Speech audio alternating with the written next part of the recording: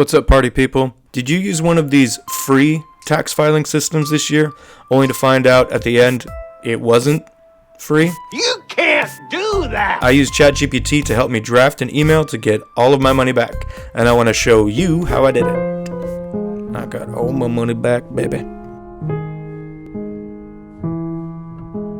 going to show you how to cut through some red tape in this world that we live in that seems to prize bullshit. If you'd like to skip the explanation, you can copy and paste the form letter in the description below and send it to the tax filing service to get your money back as well. Let's go!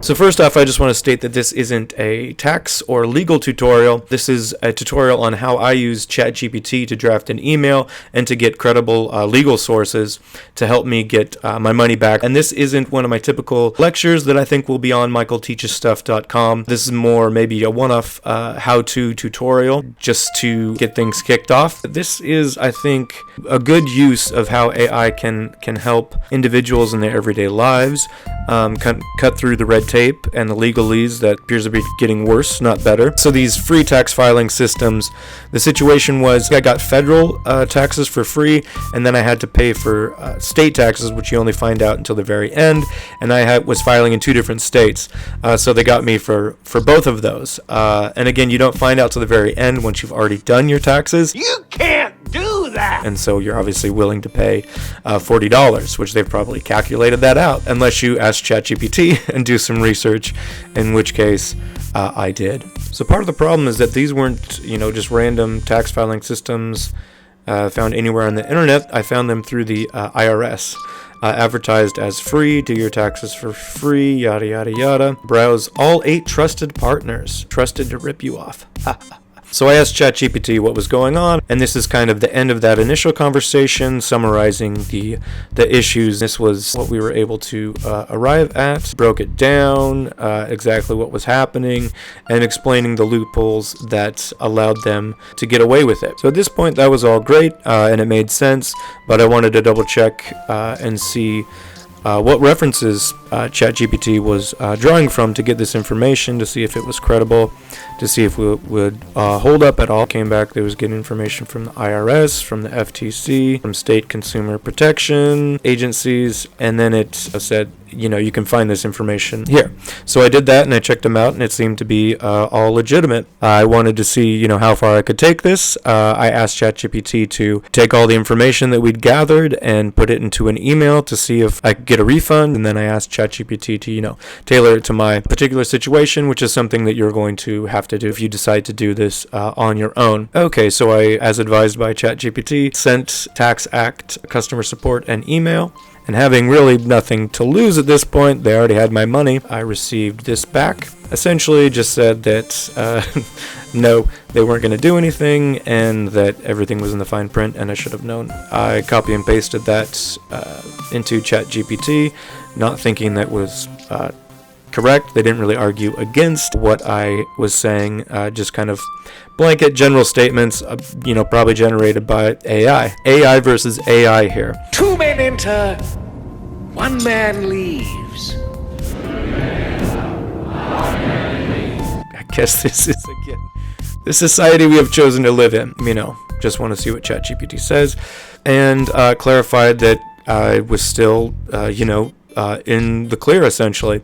Requested that I send a follow-up email. And so drafted it. A lot of just reiteration, essentially, going into more detail about how that advertising led me to believe falsely that it was free, and that's why I chose to do it. And in the very end, when it turned out not to be free, that was that shouldn't be acceptable. You can't do that. So that was my response to their pushback. Then they responded. They admit that there might have been some confusion. A big first step.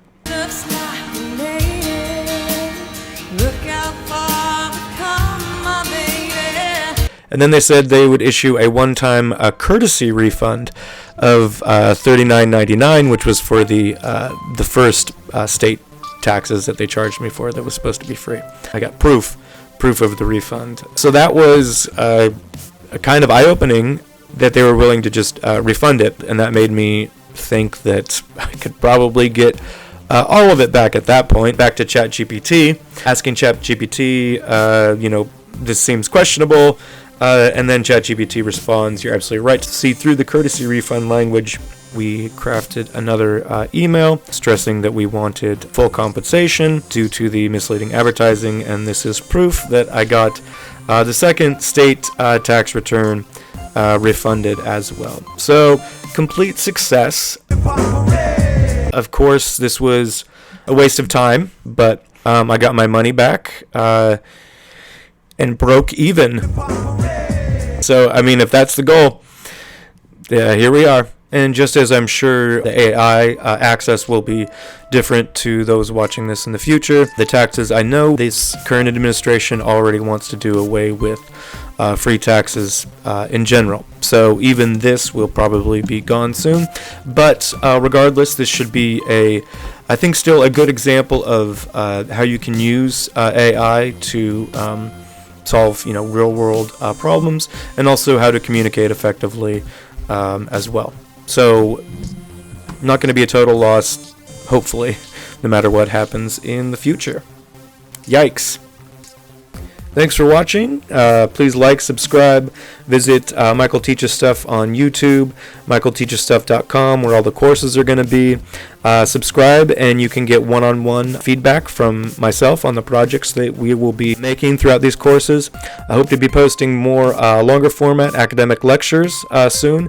Again, check those out on YouTube, and I will be seeing you in the brain space.